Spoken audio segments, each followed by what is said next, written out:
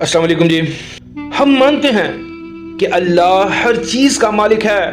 کیا اس کے معنی بھی جانتے ہیں ہم؟ یعنی تمہاری جان جو ہے یہ تمہاری نہیں، تمہارے خدا کی ہے. یہ ہاتھ تمہارے نہیں، تمہارے خدا کے ہیں.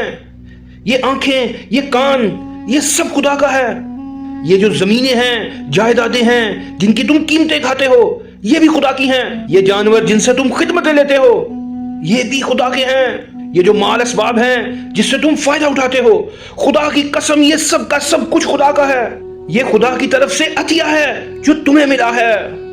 کیا تم یہ کہہ سکتے ہو کہ یہ مال میرا، یہ چیز میری، یہ گھر میرا، یہ میری گاڑی، مالک کوئی اور ہو، اور اس کی چیز کو اپنا کہنا کتنی بڑی بے ایمانی ہے؟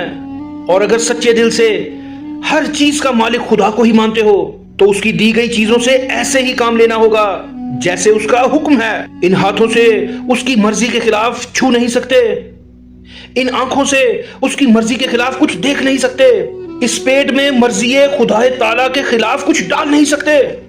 یہ تمام رشتے ناتے، یہ بہن بھائی، تمہاری بیویاں، تمہاری اولاد، یہ اسی لیے تمہاری ہیں کہ اس مالک نے تمہیں دی ہیں. تو پھر ان سے بھی اپنی خواہش کے مطابق نہیں بلکہ اپنے مالک کے حکم کے مطابق برتاؤ کرنا ہوگا. اور اگر اس کے خلاف کرو گے تو غاصب کہلاؤ گے. اور اگر مالک کی مرضی کے مطابق کام کرنے میں کوئی نقصان ہوتا ہے تو ہو، جان جاتی ہے تو جائے، اولاد کا نقصان ہوتا ہے تو ہو، مال جائیدادیں برباد ہوتی ہیں تو ہو جائیں. تمہیں کس چیز کا غم ہے؟ آئیں اپنی اصلاح کریں، آئیں اپنی اصلاح کریں.